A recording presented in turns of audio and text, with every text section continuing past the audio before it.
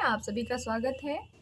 हम वाचन कर रहे हैं हिंदी साहित्य का दूसरा इतिहास डॉक्टर बच्चन सिंह की पुस्तक से। स्वतंत्रतावाद युग में जयशंकर प्रसाद पूरा कंप्लीट हो चुके हैं।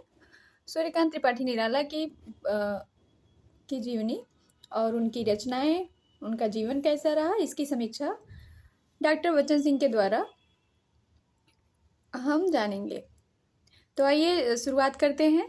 शक्ति पूजा का दूसरा खंड पुनः 3 शब्दों के फलक पर अंकित है। लौटे युग दल, यह एक दूसरा वातावरण है। प्रशमित, इसकी व्यंजना यह है कि इसके पहले का वातावरण प्रलयाब्धि क्षुब्ध था।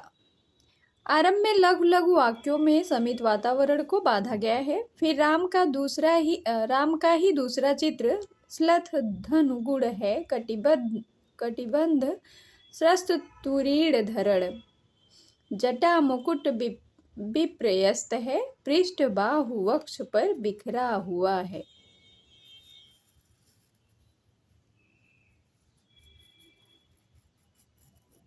उतरा ज्यों दुर्गम पर्वत पर नैसाकार, चमकती दूर ताराएं कहीं पार। ये सब उनकी पंक्तियां हैं। निराला की रचनाओं में अंधकार प्रकाश का द्वंद्व युद्ध निरंतर चलता रहता है। अंधकार और प्रकाश का द्वंद्व युद्ध निरंतर चलता रहता है। कविता का तीसरा बंध है अमानिशा।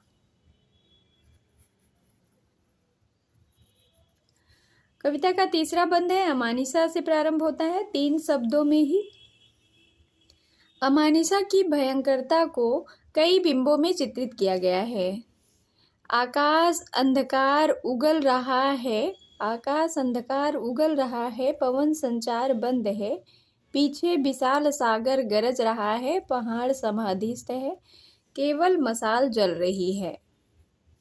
फिर वही अंधकार प्रकाश का द्वंद्व, यहाँ भी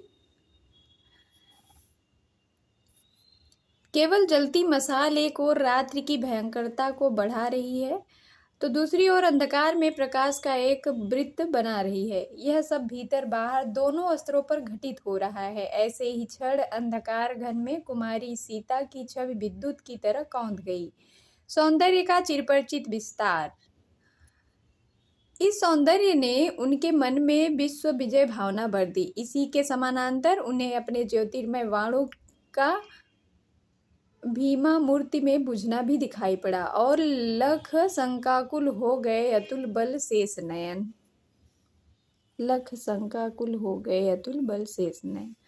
हनुमान ऐसे ही लिखा जाएगा, ये शुद्ध है।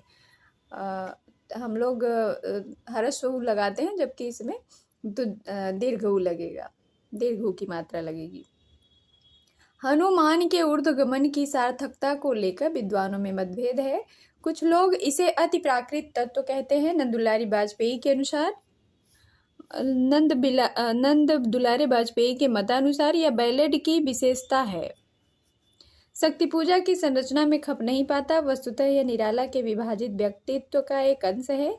राम का मन भी द्विधा विभक्त है। हनुमान मर्यादा पुरुषोत्तम के सर्वोत्तम अनन्य है। हनुमान का उद्वेलन राम का वह मन है जो नहीं थका है। विक्षेप काल में निराला का यही ऊर्ध्वगमन उनको रचनात्मक बनाए रहा।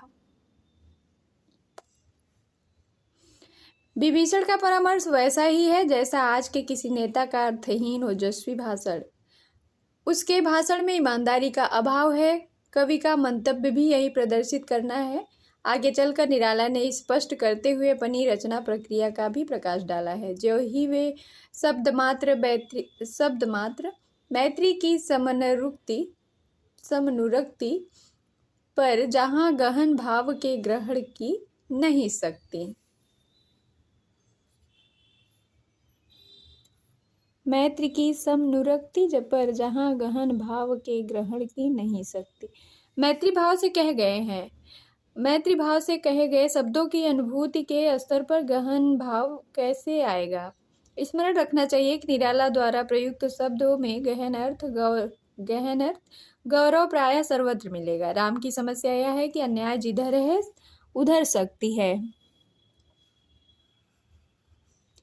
राम की आंखों में पुनः आंसू देखकर हनुमान पर जो प्रभाव पड़ा उसे दो बिंबों द्वारा शक्तिशाली ढंग से व्यक्त किया गया है। धस गया धरा में कपि गह युग पद मसक दंड। विभीषण विभीषण पर कोई भावात्मक प्रतिक्रिया नहीं होती है। जाम्बवान ने राम से कहा, आराधना का दृढ़ आराधन से दो उत्तर। आराधन का दृढ़ आराधन से दो उत्तर, ये जाम्बवान ने सुझाया, जिसको हम जामवंत कहते हैं। इस रचना में राम का शतचक्र भेदन कुछ अयथा स्थान मालूम पड़ता है। योगियों का कुंडलिनी जागरण जहाँ पर क्यों सन्निविष्ट किया गया।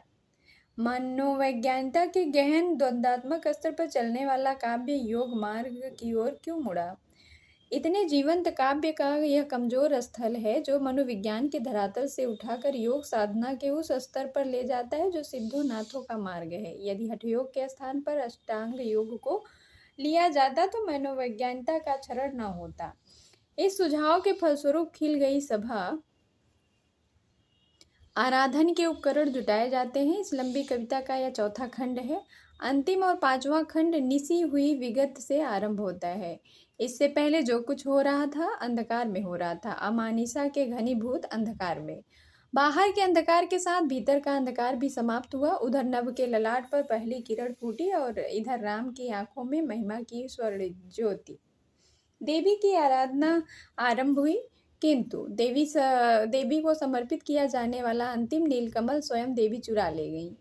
यह परीक्षा की अंतिम घड़ी थी। राम के मुंह से निकल पड़ा, धिक जीवन जो पाता ही आया विरोध। यह विरोध निराला को भी मिला था। सरोज स्मृति में वह लिख चुका है, दुख ही जीवन की कथा रही। नील कमल के स्थान पर उसे कमल नेत्र अर्पित करने पर उद्धत देखकर देवी प्रसन्न हो उठी और उन्हें वरदान दिया, होगी जय हे पुरुषोत्तम नवीन। यह कह हो गई महाशक्ति राम के वदन में लीन। यह समापन एक और दार्शनिक है तो दूसरी ओर मनोवैज्ञानिक। उसकी आत्मनिष्ठा जितनी अभिजातीय अर्थात क्लासिकल है उतनी ही आधुनिक भी। सरोज स्मृति और राम की शक्ति पूजा अपनी संरचना, कथ्य और परिणत में अत्यंत ठोस और संपूर्ण है। तुलसीदास में जिस ज्ञान और सत्य की तलाश है वह बहुत कुछ अपरूप और वायवी हो गया है। फिर भी तुलसीदास में जो ऊर्जा है वह अन्यत्र दुर्लभ है। काव्य संग्रह की दृष्टि से अनामिका उनका सर्वश्रेष्ठ और प्रतिनिधि काव्य संग्रह है। इसमें सरोज स्मृति, राम की शक्ति पूजा के अतिरिक्त मुक्त प्रेम संबंधी प्रसिद्ध कविता, सम्राट अष्टम एडवर्ड के प्रति प्रगतिशील कविता का मॉडल तोड़ती पत्थर भी सम्मिलित है। व्यंग कविता का आरंभ भी यहीं से होता है। परवर्ती काव्य पर विषाद की गहरी छाया है। विषाद की जड़ें ही व्यंग, राजनीतिक कविता, मृत्युबोध, भक्ति गीत आदि के रूप में फैली हुई है। सन 1961 ईस्वी में लिखा हुआ उनका अंतिम गीत पत्रोत्कंठित है। इसमें एक पंक्ति है, सिद्ध योगियों जैसे या साधारण मानव ताक रहा है भीष्म सरों के कठिन सेज पर। ये भीष्म पितामह जब बाणों की सैया पर लेटे थे तब की बात है। किंतु सर सैया पर पड़े भीष्म ने भी कुछ महत्वपूर्ण बातें अवश्य की है जो आज की समस्याओं को भी संदर्भित किए हुए हैं। कुकुरमुत्ता कविता अब भी विवाद के घेरे में है। कोई उसे मार्क्सवादी कहता है तो कोई मार्क्स विरोधी। मूलतः यह कविता मार्क्सवादी ही है। कुकुरमुत्ता सर्वहारा का प्रतीक है तो गुलाब शोषक वर्ग का। नवाब और मालिन की लड़कियों का हिलना मिलना देखकर कट्टर मार्क्सवादियों के वर्ग संघर्ष सिद्धांत को चोट लगी, लेकिन अब तो वर्ग सहयोग का सिद्धांत भी मान लिया गया है। कुकुरमुत्ता का बड़बोलापन भी मार्क्सवादियों में कम नहीं है। इस बड़बोलेपन का उल्लेख बिल्ले सुर बक्र यहाँ में भी आता है। निराला मार्क्सवाद के स्वस्थ सिद्धांतों के समर्थक है। आज की हवेली, किसानों की होगी पाठशाला को इसके प्रमाण में उद्धृत किया जा सकता है। दाना और भूख पर कई कविताएं हैं। इनके साथ यह भी है कि व्यक्तित्व की पूर्णता के लिए भूख तृप्ति के बाद और भी कुछ है। इधर की कविताओं में विवाद का भूरी सह उल्लेख हुआ है।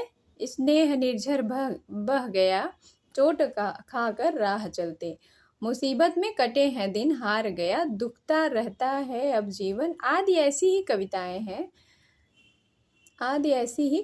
हैं। कुछ प्रार्थना परक तो कुछ लंबी कविताओं में वृत्त लेखन का प्रयास हुआ है। कुछ कविताओं में क्रांतिकारी बदलाव के संकेत हैं।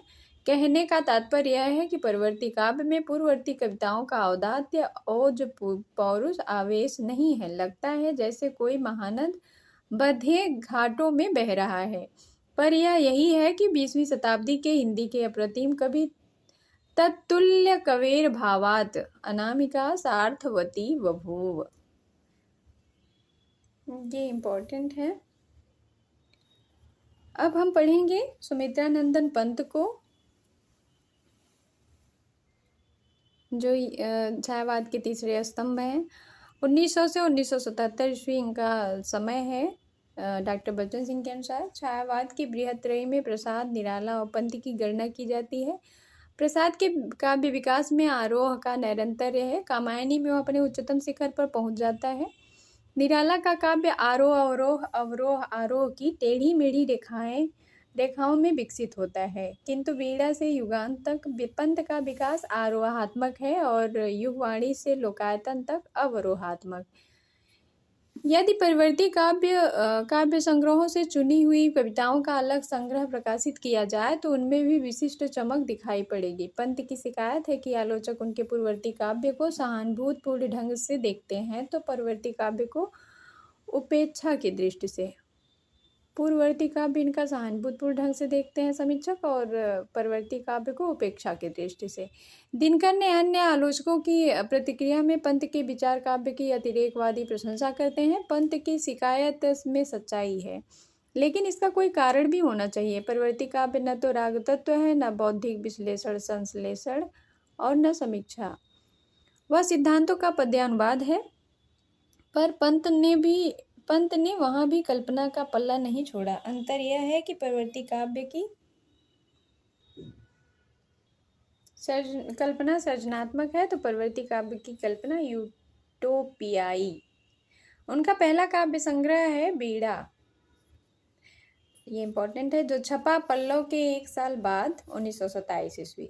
ग्रंथि का लेखन काल 20 है, प्रकाशन 1929 यानी 1920-1929, पल्लव 1926, गुंजन 1932, युगांत 1936 में प्रकाशित हुए।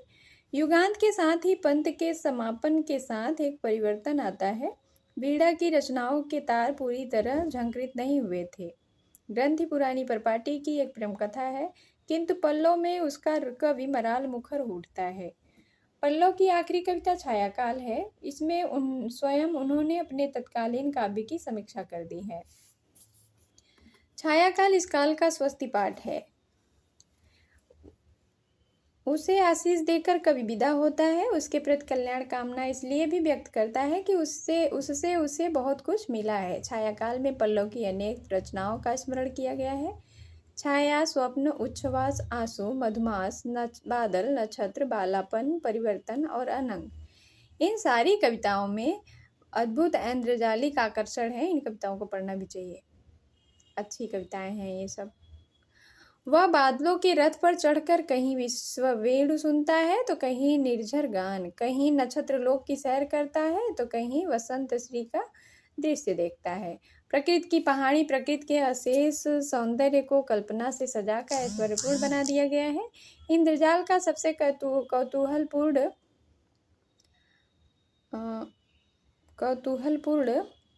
नयनाभिराम चित्र पल पल परिवर्तित प्रकृति वेश में है। उड़ गया अचानक लोभ उधर, फड़का अपार पारद के पर रवशेष रह गए हैं निर्झर, है टूट पड़ा भू पर अंबर, धस गया धरा में सभय साल, उड़ रहा धुआं जल गया ताल, यों जलद यान में चिरविचर था इंद्र खेलता इंद्रजाल।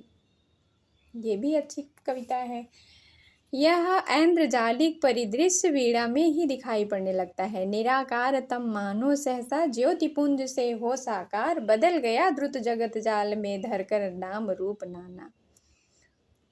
प्रकृति के प्रति यह रागमयी प्रेरणा उसे अपनी जन्मभूमि कौसानी से मिली है। प्रकृति स्वयं काव्य है और कोई कभी बन जाए सहज संभाव्य है। प्रकृति के प्रति उसकी आसक्ति इस सीमा तक है कि वह कहता है, छोड़ द्रुमों की मृदु छाया, तोड़ प्रकृति से भी माया, बाले तेरे बाल जाल में कैसे उलझा दूं लोचन। इसका मतलब यह नहीं है कि नारी के बाल जाल में उनकी आंखें उलझी ही नहीं हैं। सच तो यह है कि आंखों का यह उलझना कभी बंद नहीं हुआ। अरविंद दर्शन से संबंध कविताओं में नारी शरीर के प्रतीक भरे पड़े हैं। अनंग कविता में काम के विस्तृत प्रभाव का सुंदर चित्रण है। सारी सृष्टि सौंदर्य समुद्र में डूब जाती है। केसर सर चलने लगता है, वायुगंध मुग्ध हो उठती है, बिहग कंठ से संगीत फूट पड़ता है। बाल युवतियों के नयन विस्फारित हो जाते हैं। बाल युवतियाँ तान कान तक चल चितवन के बंधनवार, देव तुम्हारा स्वागत करती, खोल सतत उत्सुक दृगद्वार। परिवर्तन इस संग्रह की सबसे अधिक महत्वपूर्ण रचना है। काव्य वस्तु और संरचना में शायद यह पंत की सबसे अधिक जटिल और ग्रंथिल रचना है। प्रसाद और निराला में जो अंतर संघर्ष दिखाई पड़ता है वह पंत की परिवर्तन कविता में भी है। पंत जटिल संरचना के कवि नहीं है, किंतु जीवन की संकुलता और परिवर्तन की द्वंद्वात्मकता ने इसके रूप विधान को जटिल और प्रभावशाली बना दिया है। इसमें छंदों का ही परिवर्तन नहीं है, लय भी बदलती गई हैं। भाषा में जगह जगह बदलाव है। परिवर्तन कवि की मानसिकता का भी परिवर्तन है। इसमें कहीं सरल गीतात्मक पंक्तियां हैं जिनमें बचपन, जरा, संयोग, वियोग, जन्म मरण, उपवन, विजन आदि विरोध स्थितियों द्वारा परिवर्तन की प्रक्रिया वर्णित है। कहीं संस्कृत की तत्सम पदावली के परिवर्तन का भयंकर रूपकार चित्रित है। ये उनके काव्यगत विशेषताएं हैं। सतसत फेनोच्छ्वसित स्फीत फुतकार भयंकर, ऐ एक रोमांच तुम्हारा दिग्भू कंपन, दिक पंजर में बद्ध गजाधीप सा विनतानन, वाताहत हो गगन आर्त करता गुरु गर्जन।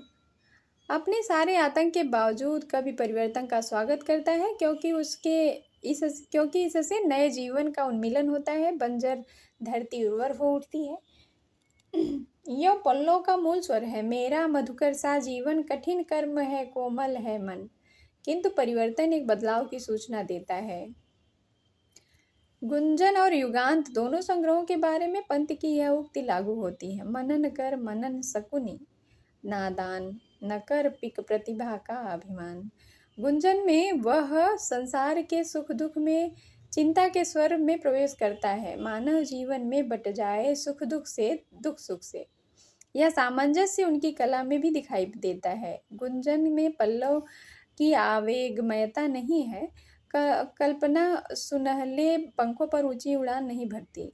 वह सारस की तरह अपने डैनों को तोलकर उड़ती हैं। पल्लव से गुंजन एक दूसरे स्तर पर भी अलग होता है। पल्लव में प्रेम का वियोग पक्ष वर्णित है तो गुंजन में संयोग पक्ष। भावी पत्नी के प्रति मधुवन, आज रहने दो यह गृह काज, ऐसी ही रचनाएं हैं। प्रकृति के ऐन्द्रजालिक चित्रण के स्थान पर उसकी रेखाओं में स्पष्टता व रंगों में वैविध्य और समापन में दार्शनिकता का पुट आ गया है। वादनी अप्सरा को एक हद तक पल्लव परंपरा में रखा जा सकता है, पर उनमें पल्लव की दृश्यमानता नहीं है। संध्या तारा नौका विहार में अनुभूति, कल्पना और शिल्प की तराश का अद्भुत सम्मिश्रण है। भावी पत्नी के प्रति संध्या तारा और नौका विहार इस संग्रह की श्रेष्ठ रचनाएं हैं। भावी पत्नी के प्रति पालग्रेव की गोल्डन ट्रेजरी में क्रैसा की संग्रहित रचनाएं फार सपोज्ड मिस्ट्रेस से अनुप्रेरित मालूम पड़ती हैं, पर पंत की रचना वस्तु और विन्यास में क्रैसा को बहुत पीछे छोड़ देती हैं। लगता है भावी पत्नी के प्रति में ग्रंथि का काल्पनिक स्तर पर नया जन्म हुआ है। पल्लविनी में इस कविता की ग्रंथि के ठीक बाद रखा गया है। मिलन का एक बिंब द्रष्टव्य है। अरे वह प्रथम मिलन अज्ञात, विकंपित उर पुलकित गात, सशंकित ज्योत्स्ना सी चुपचाप, जड़ित पद नमित पलक दृगपात। कंपन, पुलक, शंका, जड़ता आदि अनुभवों को बहुत ही स्वाभाविक ढंग से एक स्थान पर एकत्र कर मिलने को वास्तविक और चमत्कारिक बना दिया गया है। गतिशील और स्थिर बिंबों का कलात्मक संश्लेष, ये उनकी काव्यगत विशेषताएं हैं और इनकी रचनाएं और इनकी कविताएं सब इम्पोर्टेंट हैं।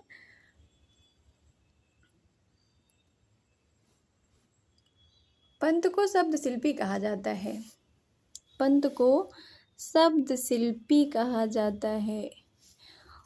डॉक्टर बच्चन सिंह ने कहा है कि पंत को शब्द शिल्पी कहा जाता है। उपयुक्त शब्दों का चुनाव, उनकी तरास, सटीक अर्थवत्ता, मिथ कथन और स्थापत्य की अविच्छेद्यता का उत्कृष्ट उदाहरण है। नौका विहार, यह कविता भी वर्णनात्मक है। नौका विहार, किंतु नौका विहार में जिन प्रसंगों को चुना गया है वे कवि के सूक्ष्म अन्वेषण और विन्यासात्मकता के सूचक हैं। अर्थपूर्ण विशेषणों का चुनाव तो कोई पंत से सीखे। शांत, स्निग्ध, ज्योत्स्ना उज्ज्वल, तन्वंगी, गंगा, ग्रीष्म विरल। गंगा की धारा में चंद्रमा, नक्षत्रदल, शुक्र, कोक आदि के रंगीन प्रतिबिंबों या छायाओं से गंगा जल के अनेक रंगों में बदल जाता है। जिस प्रकार गंगा की धारा में प्रतिबिंबित कगार दुहरे लगते हैं, उसी प्रकार इसकी अर्थ छवियां भी दोहरी लगती हैं। जिस तरह गंगा की धारा निरंतर प्रवाहमान है, उसी तरह जीवन और जगत भी प्रवाहमान है।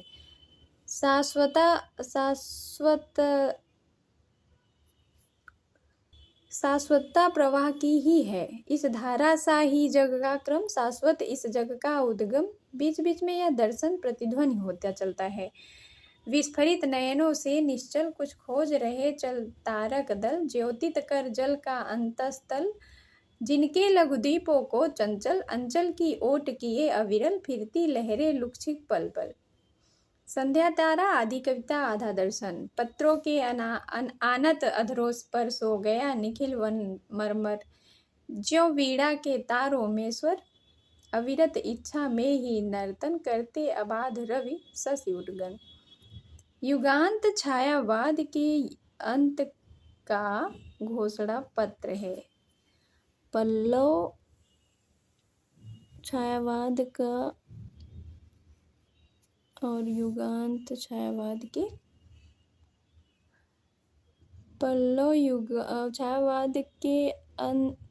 युगांत छायावाद के युग के अंत का घोषणा पत्र है और पल्लव मैनिफेस्टो कहा जाता है। द्रुत झरो जगत के जीर्ण पत्र, हे स्रस्त ध्वस्त, हे शुष्क शीर्ण, हिमपात पीत, मधुपात भीत, तुम वितराग जड़ पुराचीन, झरे जाति कुल वर्ण पर्ण धन, अंध नीड़ के रूढ़ रीति छन।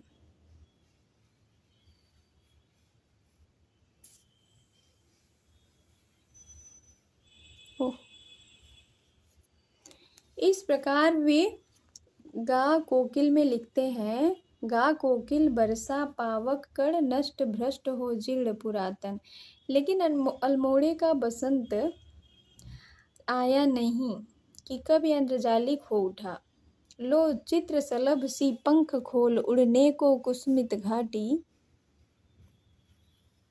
यह है अल्मोड़े का बसंत, खिल पड़ी निखिल पर्वत पाटी। बदली हुई मनोवृत्तियों के फलस्वरूप उनकी जिन दो कविताओं का उल्लेख किया जाता है वे हैं ताज और बापू के प्रति। ताज को वे मृत्यु का अपार्थिव पूजन, आत्मा का अपमान और मरण का वरण कहते हैं।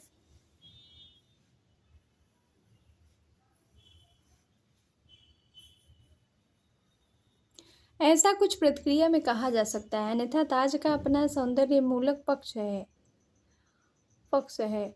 आश्चर्य है कि सौंदर्य के कवि पंत को ताज में यही दिखाई पड़ा। बापू के प्रति, गांधी जी के प्रति कवि ने गद्यात्मक श्रद्धा निवेदित की है। युगांत में सब मिलाकर एक शुभेच्छा है, जो सोए स्वप्नों के तम में वे जागेंगे। यह सत्य बात जो देख चुके जीवन निशीथ, वे देखेंगे जीवन प्रभात।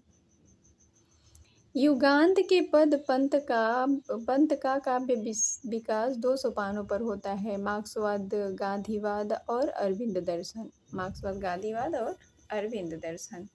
पहले सोपान युगवाणी ग्राम्य पर ही इसका काल्पनिक ह्रास के लक्षण दिखाई पड़ने लगते हैं, विचारों का प्राधान्य हो उठता है। और उन्होंने स्वयं कहा है, मेरी दृष्टि में युगवाणी से लेकर वाणी तक मेरी काव्य चेतना का एक ही संचरण है, जिसके भौतिक और आध्यात्मिक चरणों की सार्थकता द्विपद मानव की प्रगति के लिए सदैव ही अनिवार्य रूप से रहेगी। ये सुमित्रानंद पंत ने कहा है। भौतिकता ये सब नोट करते जाएं तो बेहतर है, क्योंकि सब इम्पोर्टेंट हैं और परीक्षाओं में पूछे भी जाते हैं। मनुष्य का तत्व सिखाता निश्चय हमको गांधीवाद, सामूहिक जीवन विकास की सौम्य योजना है अभिवाद। उनका कहना है कि आज राजनीति उतनी महत्वपूर्ण नहीं जितनी सांस्कृतिक समस्या। इस सांस्कृतिक समस्या का हम हल खोजने की दिशा में ही उन्होंने परिवर्ती काव्यों की रचना की है। समय आ गया है पंत के सुझावों के आलोक में मार्क्सवाद पर विचार करते हुए गांधीवाद पर विचार किया जाए, दोनों के अंतर विरोध का समाधान ढूंढा जाए। बापू मार्क्स के प्रति भूत दर्शन, साम्राज्यवाद आदि के सिद्धांतों का पद्यानुवाद है। संभवतः इन कविताओं को पढ़कर ही शुक्ल जी ने कहा, युगवाणी में तो वर्तमान जगत के सामाजिक व्यवस्था के संबंध में प्रायः जितने वाद, जितने आंदोलन उठे हुए हैं, सबका समावेश किया गया है। इन नाना वादों के संबंध में अच्छा तो यह होता कि उनके नामों का निर्देशन न करके उनके भीतर जो जीवन का सत्यांश है उसका मार्मिक रूप से सामने रख दिया जाता। ये शुक्ल जी ने कहा है। युगवाणी की एक कविता का शीर्षक है कर्म का मन। वस्तुतः यह कर्म के मन की अभिव्यक्ति है, कवि कर्म के मन की नहीं। पंत की कविता में अरविंद दर्शन का प्रवेश एक अशुभ ग्रह का प्रवेश है। अरविंद भूत यानी मैटर की सत्ता स्वीकार करते हैं। मानस का विकास इसी से होता है। ऊर्ध्वगमन की प्रक्रिया से मानव अधिमानस धरातल पर पहुंचता है। वे अवरोह कहते हैं, किंतु उसकी सफलता के लिए भगवत कृपा अवतरण की भी आवश्यकता होती है। इसे अरविंद अवरोह कहते हैं। यह अतिमान कुछ साधकों के समूह में उत्पन्न होगा। यह समूह दुनिया को सतयुग में बदल देगा। स्वर्ण किरण, स्वर्ण धूल, अतिमा, उत्तरा आदि में अतिमानस के स्वर्ण प्रकाश की अभिव्यक्ति हुई है, जो वास्तव की दुनिया के मेल में नहीं है। ये कविताएं अरविंद दर्शन की ही शब्दावली से नहीं भरी हैं। जगह जगह योग और तंत्र का भी विनियोग हुआ है, जो काम प्रतीकों से भरा पड़ा है। स्वर्ण वाष्प का घन लटका है जघनों के माणिक सर में। अर्ध विवृत जघनों पर तरुण सत्य के सिर धर लेटी थी वह दामनी सी रुचि गौर कलेवर। गगन भंग से लहराए मृदुकंच अंगों पर, वक्षोजों के खुले घटों पर लसित सत्य कर। धन्यवाद। आगे